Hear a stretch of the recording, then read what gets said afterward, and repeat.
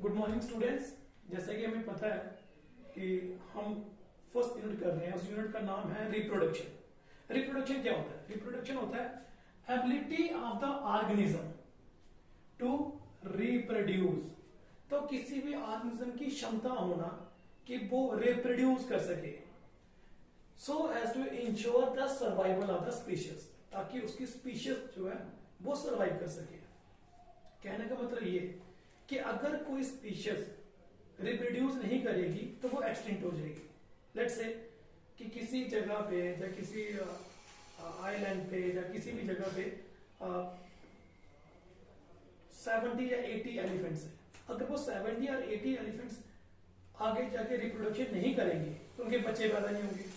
अगर उनके बच्चे पैदा नहीं होंगे तो ऑब्वियसली बात है वो 70 और 80 एलिफेंट जितने भी थे वो धीरे धीरे एजिंग की प्रोसेस से होके मर जाएंगे, और जब वो मर जाएंगे तो उनकी स्पीशीज जो है उस आइलैंड पे एक्सटिंक्ट हो जाएगी। ठीक, वो आइलैंड है या लैंड मास है, कुछ भी है, मैंने एक एग्जांपल दी है। ऐसे ही लेके चलिए कि किसी जगह पे 10 जो है वो मेंबर है स्पीशीज के। अगर वो 10 मेंबर इंश्योर करेंगे रिप्रोडक्शन को, तो आगे जाके उनके जो बच्चे पैदा होंगे वो 10 भी हो सकते हैं, 20 भी हो सकते हैं। फिर वो बच्चे बड़े होंगे, फिर वो अपने बच्चे पैदा करेंगे, वो 10, 20, 30 कुछ भी हो सकते हैं। और क्या हो रहा है, उनके मेंबर बड़े होके रिप्रोडक्टिव फेज में आके बच्चे पैदा कर रहे हैं, और वो बच्चे फिर से बड़े होके आगे बच्चे पैदा कर रहे हैं। तो बच्चे पैदा हो रहे हैं, बड़े होके आगे की जनरेशन पैदा कर रहे हैं। इस चीज से क्या है कि स्पीशीज का सर्वाइवल वो इंश्योर हो रहा है कि वो जो स्पीशीज है वो खत्म नहीं होगी, वो चलती रहेगी। तो रिप्रोडक्शन का मेन मोटिव ही यही होता है, to ensure the survival of the species. ठीक, सो रिप्रोडक्शन में जब रिप्रोड्यूस किया जाता है तो रिप्रोड्यूस क्या किया जाता है? रिप्रोड्यूस किया जाता है यंग वंस। क्या रिप्रोड्यूस किया जाता है? Young ones.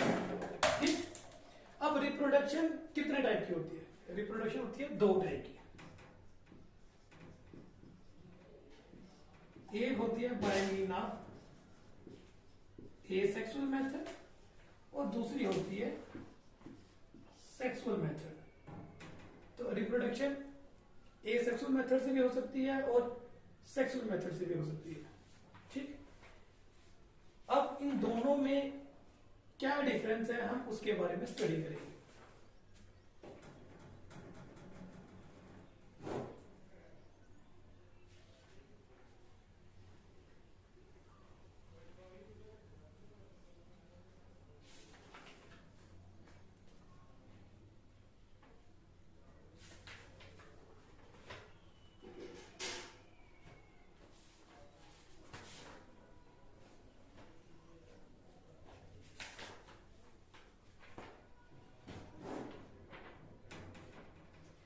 तो सबसे पहले मैंने बोला था आपके लिए क्या कि रिप्रोडक्शन की 2 टाइप में जो पहली टाइप मैंने लिखी वो थी एसेक्सुअल, और दूसरी टाइप हम इस एंड में लिख लेंगे, that is sexual method. Asexual, A का मतलब होता है विदाउट। ठीक, तो एसेक्सुअल में जो टेक्निक है उसमें क्या है कि गैमेट प्रोडक्शन नहीं होगी, इसमें सेक्स की इन्वॉल्वमेंट नहीं होगी, 2 पेरेंट्स की इन्वॉल्वमेंट जरूरी नहीं है। ठीक, तो that is why it is called as asexual. तो सबसे पहला जो डिफरेंस है वो ये कि सिर्फ यूनिपेरेंटल मोड है, इसमें एक ही पेरेंट चाहिए, लेकिन सेक्सुअल मेथड में हमें बाई पेरेंटल मोड चाहिए होता है। इसमें मेल और फीमेल दोनों की इन्वॉल्वमेंट चाहिए, इसमें सिर्फ एक ही पेरेंट चाहिए, दूसरे पेरेंट्स की कोई जरूरत नहीं है। इसमें गैमीट फॉर्मेशन नहीं होता।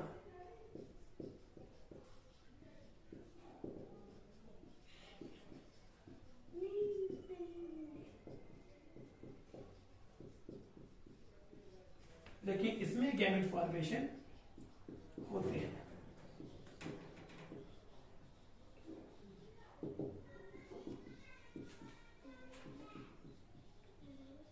तो इसमें गैमेट फॉर्मेशन जो है वो टेक प्लेस होता है।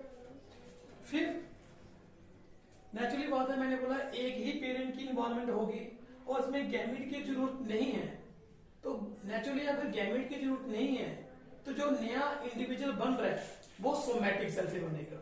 ठीक है, तो इसमें जो इन्वॉल्वमेंट है वो सोमैटिक सेल की है for formation of the young one और ऑफस्प्रिंग। लेकिन इस केस में जो इन्वॉल्वमेंट है वो जर्म सेल की है। क्योंकि इस केस में जो अगली जनरेशन बनती है वो एक ही पेरेंट से बनती है और उसमें गैमेट फॉर्मेशन की इन्वॉल्वमेंट नहीं है। सो जो जनरेशन बनेगी, जो अगले जनरेशन पैदा हो रही है, उसमें जो डीएनए की सीक्वेंस है, उसमें जो जीन की सीक्वेंस है वो बिल्कुल वैसी होगी जैसे उसके पेरेंट की है।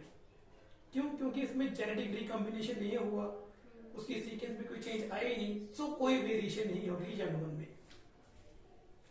तो इसमें जो यंग वन होगा वो carbon copy of the parent होगा, that is why we call them as a clone.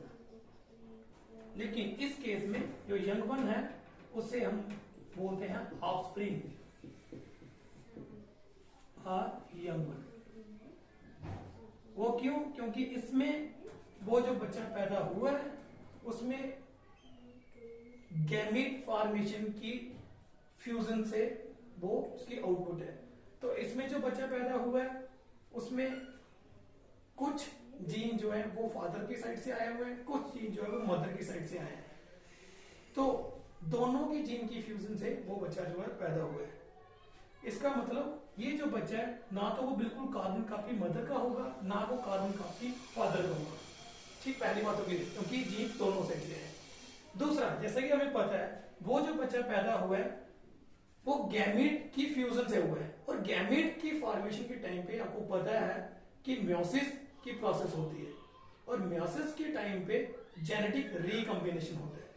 So genetic recombination की वजह से क्या होगा, आदो कुछ जीन उसके फादर जैसे होंगे, कुछ जीन उसके मदर जैसे होंगे, बट कुछ जीन ऐसे होंगे जो उसके अपने यूनिक कैरेक्टर को रिवील करेंगे। सो यहां पे ये जो बच्चा है इसमें वेरिएशन बिल्कुल भी नहीं होगी।